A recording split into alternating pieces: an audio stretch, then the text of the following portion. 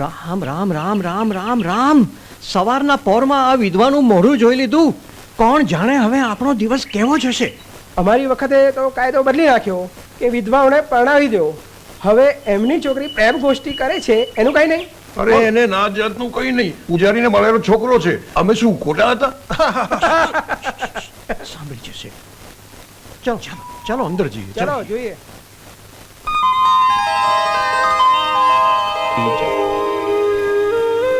દેવ, દેવલી, આમાં તો હીરા મોતી નથી જડેલા, તો પછી શું વાંધો છે? લોકો જોઈ રહ્યા છે દેવ, અમને જવા દો. આ ચપ્પલ પહેરી લો, પછી જતા રહો. અરે પહેરી લે દીકરી, પહેરી લે. દિલ ના તોડીશ તારા દીવાનાનું. પહેરી લે. અરે એ તો પુણ્યનું કામ કરી રહ્યો છે. આખરે પૂજારી મહારાજની કેળવણી છે. દેવલી, ઝટ પહેરી લો. જીદ ના કરો દેવ, જીદની પણ કોઈ હદ હોય છે. દેવ, આ શું કાન પણ કરી રહ્યો છે? હવે નાટક રહેવા દો ભૂદેવ. જાણે કે તમને કશી ખબર જ નથી હે કે તમારો આ શહેરી છોકરો શું લીલાઓ કરી રહ્યો છે, શું નાટકો કરી રહ્યો છે બહાર હે. અરે આને તો કાળું મોઢું કરી ગધેડા ઉપર બેસાડી અને આખા ગામમાં ફેરવશો ને એટલે આપો આ પક્કલ આવી જશે આ હારીનાને. રસ્તો તો સારો બતાવ્યો છે તમે, પણ આનું કોઈ કારણ બતાવશો? આહાહાહા, કેટલો ભોળો થાય છે બિચારો. આ તો વિધવા છે, ખબર નહીં તને? હા, ખબર છે. એ વિધવા છે, મને ખબર છે. પણ કોઈ છોકરી વિધવા થાય એમાં એ છોકરીનો શું વાંક હોય છે? સૂરજ તો એને તડકો આપે છે, આ ફૂલો પણ એને સુગંધ આપે છે. તો પછી તમે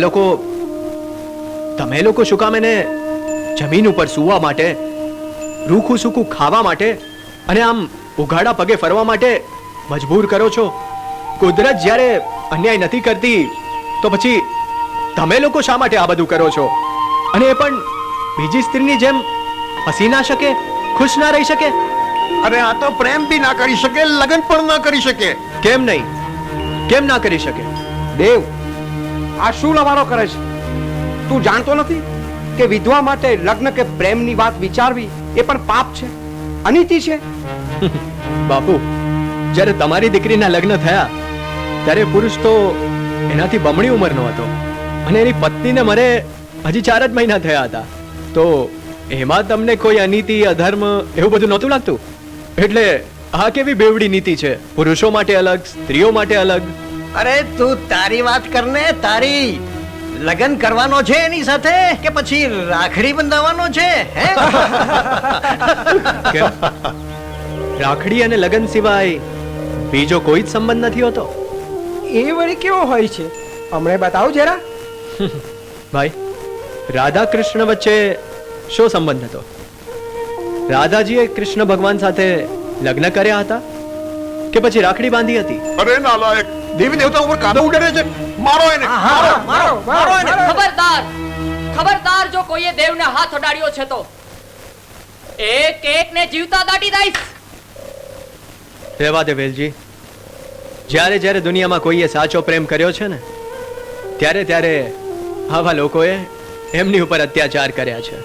અને જે લોકો રાધા કૃષ્ણના પવિત્ર પ્રેમને નથી સમજી શકતા એ લોકો માણસના પ્રેમને શું સમજી શકવાના? આ લોકો તો એ જ સંબંધોને જાણે છે જે મનુષ્યએ પોતે બનાવ્યા છે.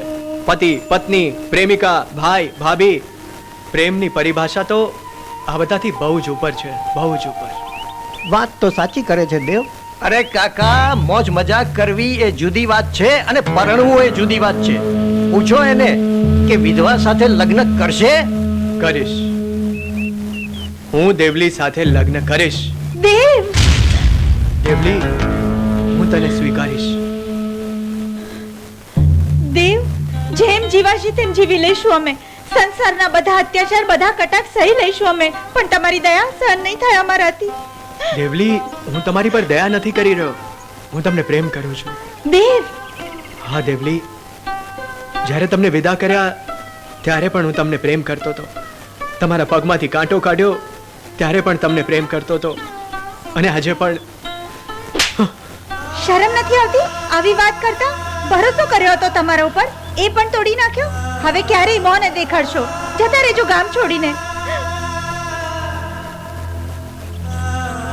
દેવલી, દેવલી મારી વાત તો સાંભળ. પૂરો થઈ ગયો આજથી તમારો અમારો સંબંધ. મરી ગઈ તમારા માટે દેવલી.